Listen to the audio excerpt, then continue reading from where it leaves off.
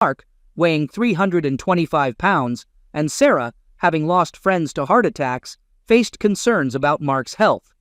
In short, she limited their lovemaking encounters to 4 times a year, tied to weight loss goals. These occasions included Valentine's Day, their anniversary, and both birthdays. Over 2 years, Mark shed a substantial amount of weight, reaching around 207 pounds, but contemplated quitting after losing 118 pounds. After all, the journey had been arduous. When Mark expressed his desire to quit, Sarah adamantly refused.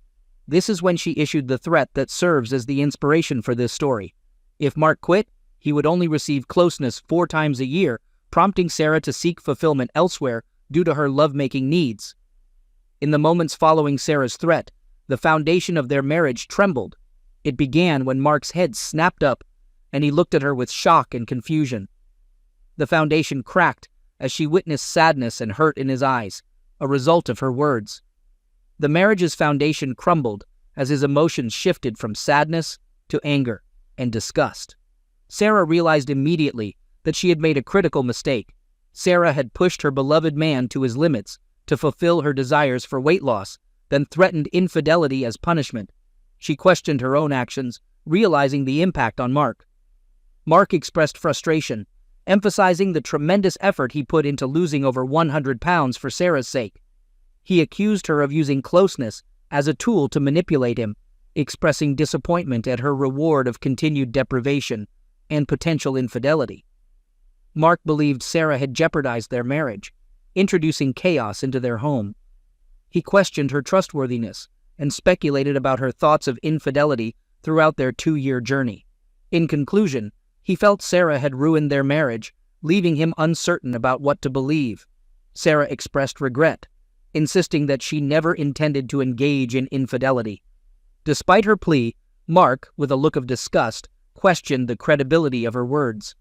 He conveyed his seriousness about the situation, and a few minutes later left the kitchen table, heading into the garage to contemplate the situation. In the garage, Mark declared his need for time to think, leaving Sarah in tears as she realized the gravity of the situation. She sobbed, acknowledging the seed of doubt planted in Mark's mind, understanding the challenge of dispelling it. Reflecting on her actions, Sarah admitted her lack of consideration for Mark's feelings. She acknowledged her greed and desire for more, despite Mark's previous efforts. Now, she recognized the need to regain what she had lost. Mark, spending about an hour in the garage, engaged in activities to occupy his hands while contemplating the complexities of the situation. He didn't really think his wife had cheated on him over the last 2 years, but he wasn't sure. Earlier in the day, he would have been sure, but now, after her comment, he just couldn't be sure anymore. He didn't know either if she would have cheated on him in the future. Earlier, he would have never believed it, but now he wasn't sure anymore. He said out loud, "I need to find out." Mark walked back into the house. Sarah remained seated at the kitchen table, visibly distressed with red eyes and a red nose, a result of her recent tears. Mark observed her condition, feeling a sense of regret, yet he remained resolute in carrying out his decision. He communicated to Sarah his decision to abandon the diet, informing her that he would restrict their carnal moments to the previously agreed upon 4 times a year, or even none at all, leaving the choice to her discretion. Mark warned of severe consequences if she chose to engage in relations with someone else, expressing his intent to inflict physical damage on her potential lover. Mark sternly addressed Sarah, asserting that any infidelity on her part would lead to an immediate end of their relationship. He emphasized that he would not tolerate staying married to a cheater and labeled her as a fancy woman, indicating his lack of tolerance for unfaithfulness. He declared his mistrust and announced his intention to closely monitor her actions, cautioning her to be exceedingly careful. Concluding his message, Mark mentioned his departure for a while, indicating his absence for lunch, but assuring his presence for dinner. He offered the option of ordering food if she didn't feel like cooking, leaving the atmosphere charged with tension and uncertainty. Mark grabbed his car keys off the counter and walked out the back door into the garage. Moments later, Sarah heard the garage door open, and she heard Mark's car drive away. Sarah said out loud, "Oh my God, I can't believe this. How could I be so stupid? She began sobbing again and just sat there, wishing she had kept her mouth shut. An hour or so later, she got up to go to the bathroom, then went and lay on her bed and cried some more. When Mark arrived home later that afternoon, he found her in the exact same position. Like so many husbands who suspected his wife of cheating, Mark decided to do some detective work on his own. He thought the easiest way to start was to drive to the telephone providers and request a printout of call logs on their home phone and on his wife's cell phone. Both were in his name, so he knew he would not be having any trouble getting the reports. The landline phone company told him he could have it electronically, and they were able to upload the call logs for the last 3 years onto a CD for him for a small fee. He gladly paid it and walked out of the office with everything he asked for.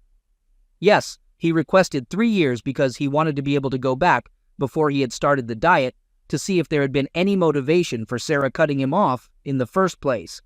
Next, he went to the cell phone company and requested identical data. They hesitated at first, since it was his wife's cell phone number he wanted the data for, but Mark pointed out that indeed it was a joint account with his name prominently on the records, so they had no reason to withhold any information he might request. They offered the data electronically as well, for a fee of $20. Mark thought it excessive, but probably worth the money, so he could more easily access the information. He did make a note, though, that perhaps he would rethink his cell phone provider in the future. Arriving at home around 4 p.m., Mark saw Sarah laying on their bed, sound asleep. He decided to let her sleep and went back to their home office, locking the office door so he would not be interrupted. He sat down at the computer and downloaded all of the data from the 2 CDs into a folder in his documents file. He had already formulated how he would conduct his search. He was going to start with 2 years ago and compile a list of every telephone number called in that first month when he started his diet and when Sarah had restricted his closeness to 4 times a year, plus rewards for goals achieved. That would have been September of 2008 on their home phone.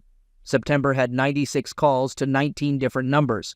He found that using the format the phone company had provided for him, he could sort the data in a number of different ways. So he created a list by numbers, showing the number, the date, the time, and the duration of the call. Once he got the system figured out, it took him about an hour and a half to create that list for every call made from their home phone in the last 2 years.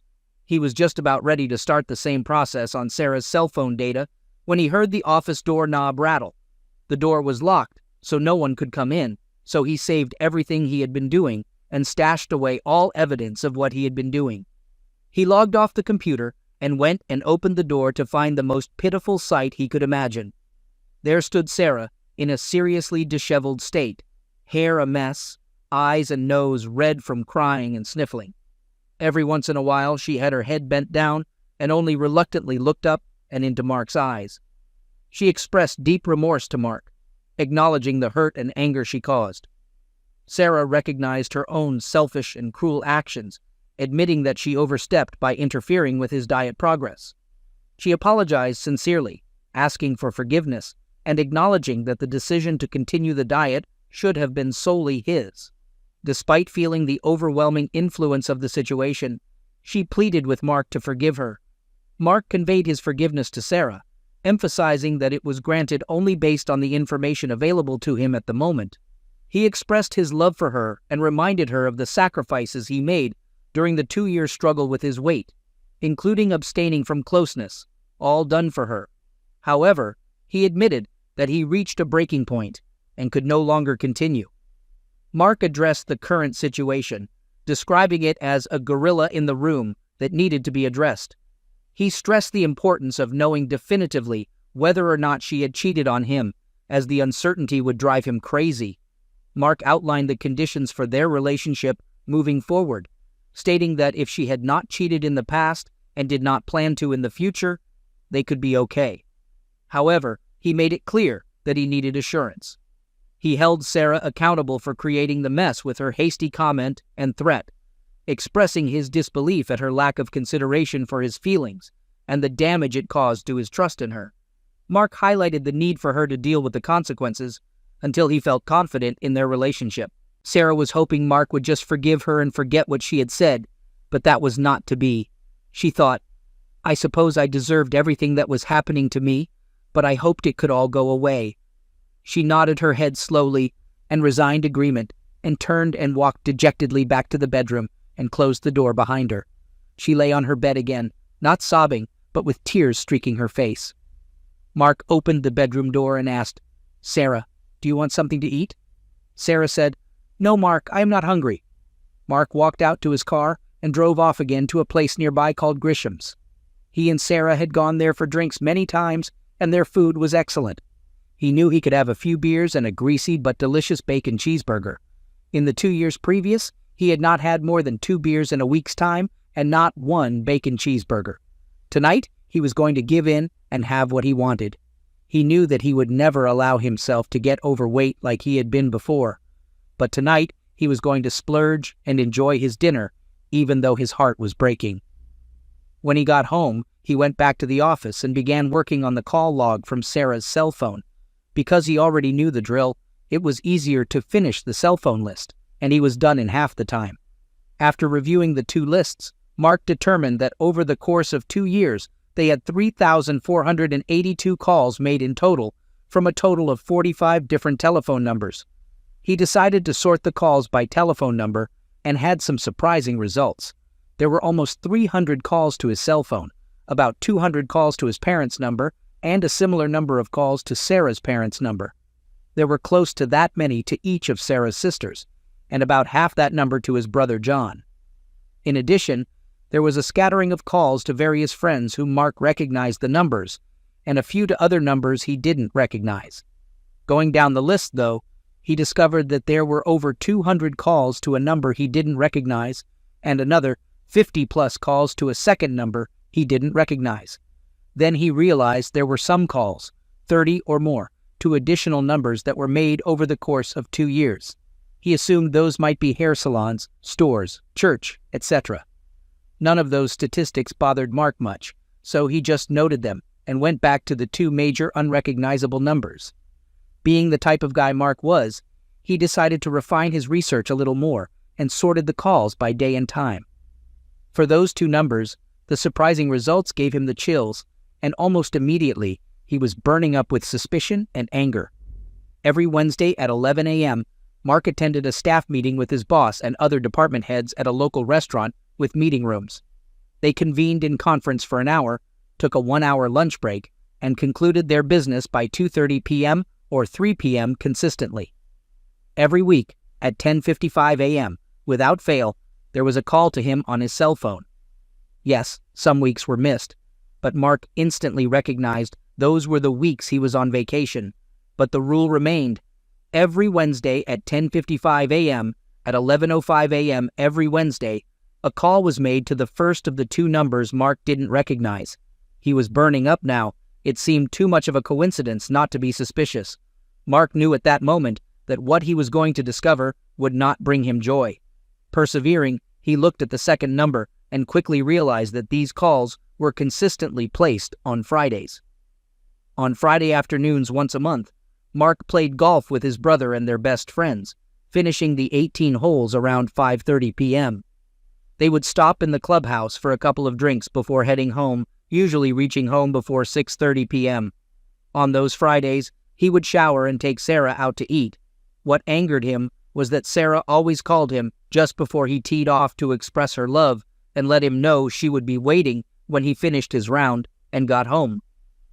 Mark now understood what was going on, but he lacked visual proof or knowledge of the person with whom she was cheating.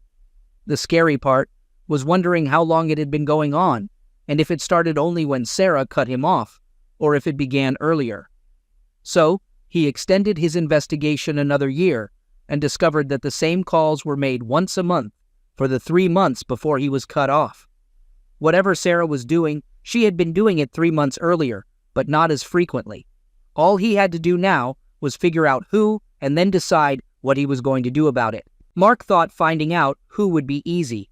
He ran a reverse lookup on the first number and found it to be a cell phone number not listed. He ran the reverse lookup on the second number and discovered it was listed to a Tony Batali. Of course, Mark knew exactly who Tony Batali was. He was Mark's trainer at the gym. Sarah had initially found him for Mark, so Sarah was calling Tony on the Fridays when Mark golfed, Mark thought. He noted the address in his call log spreadsheet and decided to go out again for a while. Upon returning to Grisham's, Mark had a couple more beers. When things quieted down after the dinner rush, he approached the rather attractive bartender Brenda, seeking help. He briefly explained the situation and requested Brenda to determine if the first number belonged to Tony. He dialed the number and instructed Brenda to ask for Tony and, if it was him, to mention that a woman had given her the number as a potential trainer. If it was Tony, she should tell him that if he had openings, she would stop by the gym one of these days. Brenda, after taking the phone, inquired if the person on the other end was Tony. She explained that she was Jennifer, a woman she didn't know who had received Tony's name from someone at her hair salon. The suggestion was made during a conversation about getting in better shape. Jennifer provided some personal details, mentioning her age, 24, height, 5 feet 6 inches, and current weight, around 130 pounds. Despite feeling a bit scrutinized over the phone, she acknowledged that she could improve her fitness and happiness by reaching a weight of around 115 pounds. Expressing gratitude for the compliment, Jennifer inquired about Tony's availability. Upon learning that an opening had recently become available due to a client quitting, she expressed her interest. Jennifer indicated her intention to visit Tony in a couple of days to discuss the necessary steps to achieve her fitness goals. She thanked Tony and concluded the conversation, looking forward to meeting him soon. Mark sat there in amazement at what Brenda just did. She verified that it was Tony from the gym and discovered that indeed he did smack on women who used him as a trainer. She even verified that he had an opening because of a dropout. Mark thought that dropout had to be me. Damn. Sarah already called Tony to tell him what happened and to warn him to be ultra careful. The funny thing, though, as he sat there feeling lower than dirt, was the humor in what Brenda had said. He didn't know or care how much she actually weighed. She was hot just like she was. She didn't need to lose an ounce anywhere. Mark smiled at her and told her she was too funny, and that he thought she was perfect the way she was, so she better stay away from Tony. He said, "No one could have a more perfect body than you do, Brenda." Brenda responded to Mark's compliment with a beautiful smile, expressing gratitude and addressing him as a kind sir. She acknowledged Mark's attractiveness, describing him as a hunk, and expressing confusion about why his wife would seek companionship elsewhere. Mark, reciprocating the smile, acknowledged Brenda's words. Mark admitted that 2 years ago he might not have been considered a hunk, but he firmly stated that it didn't justify his wife's act of cheating. He thanked Brenda for her assistance, both in gathering information about Tony and boosting his deflated ego. Mark expressed his appreciation and mentioned that he should head home. He thanked Brenda once more for her support and understanding. Mark went home, and because it was late, he just went to bed. As he crawled into bed, he looked across at Sarah and was hit with a feeling of loss and disappointment. He didn't think he had ever been this low in his life, but he was also certain that before it was all over, he would feel even worse.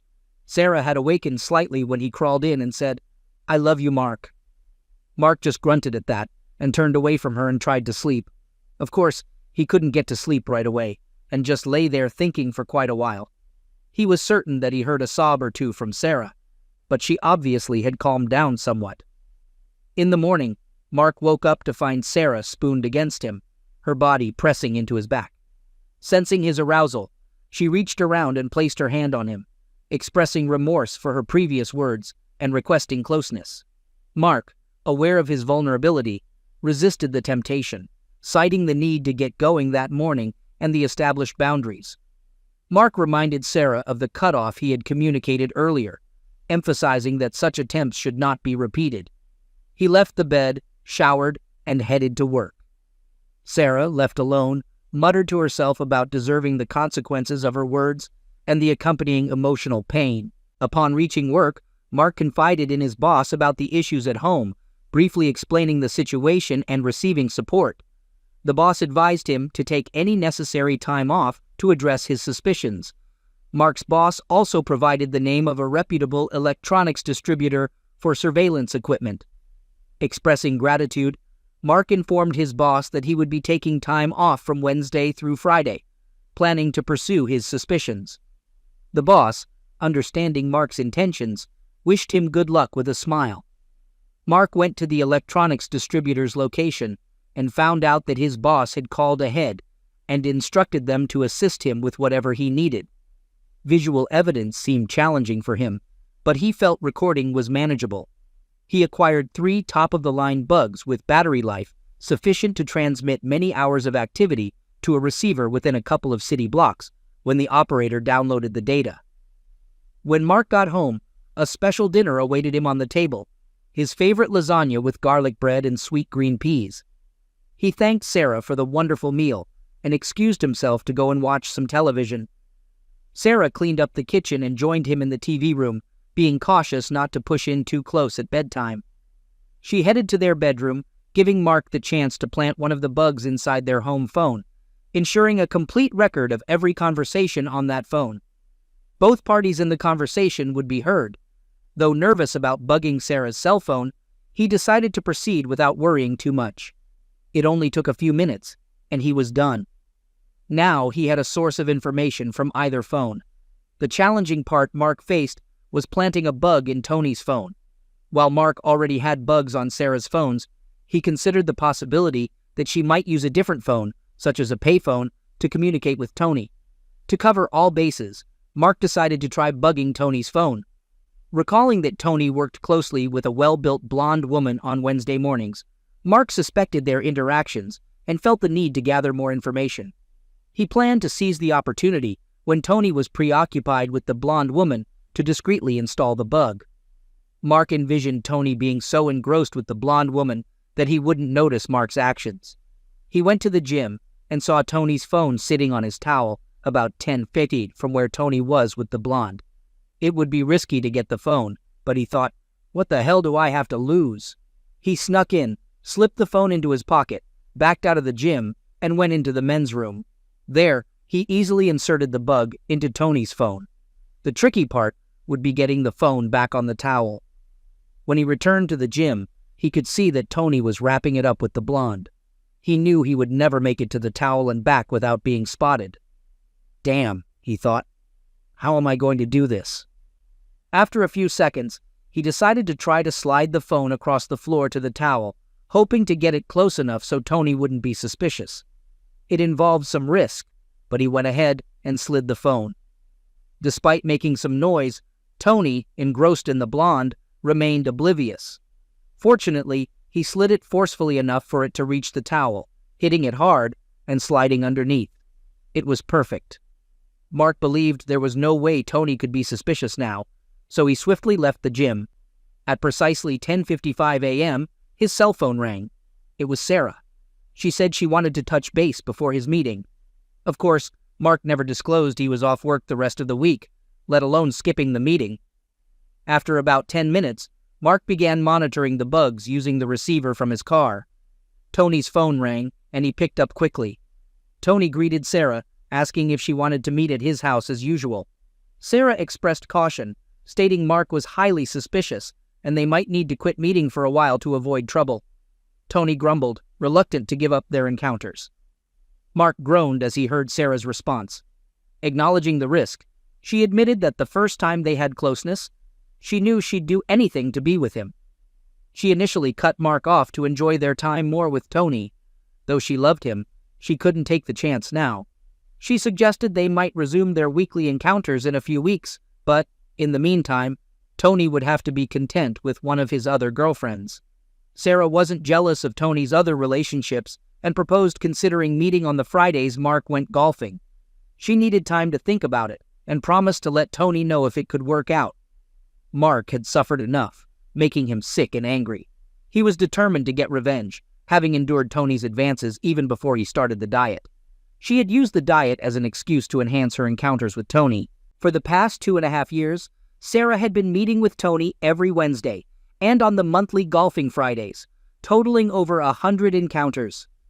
Mark questioned how she could claim to love him while engaging in such behavior, and speculated about the possibility of other involvements. Regardless, Tony's involvement alone was enough for Mark to decide on revenge against both of them. Over the next 2 days, he devised plans, established contacts, and ensured favorable conditions for the weekend. Monitoring phone taps, Mark discovered that Sarah had arranged a beautician appointment for Friday morning in a conversation on Thursday. In the conversation with her beautician Janine, Sarah explained her desire for a new and close-knitty hairstyle to distract Mark from suspicions of infidelity. She mentioned the intention to purchase provocative lingerie to further divert his attention. When asked about Tony, Sarah admitted she might temporarily reduce their encounters but laughed it off, suggesting it wasn't a permanent decision. Despite the laughter, Mark felt devastated by the revelations, yet his anger began to drive him, burying the hurt deep inside. Tony initiated contact on Friday, proposing an immediate rendezvous with Sarah. She expressed her intense desire, but conveyed her reluctance due to the risk involved, asking for patience until Mark's suspicions subsided. With each conversation, Mark's heartbreak deepened, struggling to comprehend any love in their relationship. He perceived Sarah's actions as purely selfish, devoid of concern or respect for him. Mark pondered where things had gone wrong, but remained determined to carry out his revenge. On Saturday, after lunch, the doorbell rang and Sarah opened it to find Brenda, who introduced herself as a friend of Mark's. Brenda mentioned Mark's approval for her to spend time by the pool. Sarah, taken aback, agreed to show her to the pool. However, Brenda noticed Sarah's lack of a smile, and a subtle smile appeared on her face. Shortly after, Sally and Linda arrived, both informing Sarah that Mark had invited them to use the pool. They shared their connections with Mark, Sally having worked with him for years, and Linda having served them at Grisham's. Sarah, confronted with the presence of 3 attractive women, began to feel uneasy, contemplating various possibilities. The 3 women settled on chaise lounge chairs, applying suntan lotion to themselves. It didn't take them long to agree to apply sunscreen to each other to ensure they didn't miss any spots. Once they were thoroughly coated, they lay on the loungers and began soaking in the sun. Shortly afterward, they decided an all-over tan would be better. Each woman tied the strings on their bikini tops and dropped them on the towel beside the lounger. Sarah was upset and wanted to ask them to leave, but since Mark had invited them, she had to tread lightly, knowing she was already on thin ice with him. At 3:30 p.m., Brenda approached Sarah and took a seat, revealing that she worked as a bartender at Grisham's. She disclosed that on the night Sarah issued the ultimatum, Mark had stopped by for a few drinks and shared all the details about their situation. Sarah appeared startled, and Brenda expressed her belief that Sarah had made a significant mistake. Continuing, Brenda informed Sarah that Mark was now suspicious and actively investigating their situation. She conveyed Mark's warning to Sarah, stating that if he discovered past or future infidelity, he intended to be carnal with Brenda, Sally, and Linda for each instance of cheating. Sarah, shocked, attempted to respond, but Brenda interjected, adding that Mark also planned to question Sarah, and if she lied, he would be carnal with one of them for each lie. Brenda hinted that they found Mark attractive and were open to being carnal with him. Brenda, already aware of Sarah's past infidelity, anticipated Mark's carnal involvement with her. She also anticipated that Sarah, in an attempt to conceal her actions, would likely lie, leading to a busy time for Mark, satisfying the 3 women. Sally joined Brenda and took a seat, sharing that she had known Mark for several years and always found him handsome and sweet. Despite his weight gain, she believed he remained the same sweet guy she had known. Sally admitted to having a crush on him, which had only intensified since he lost the excess weight. She acknowledged the troubles between Sarah and Mark and expressed her willingness to pursue a relationship with Mark, stating that he could have her anytime he wanted. Linda also chimed in, expressing that she had been observing Sarah and Mark for a couple of years.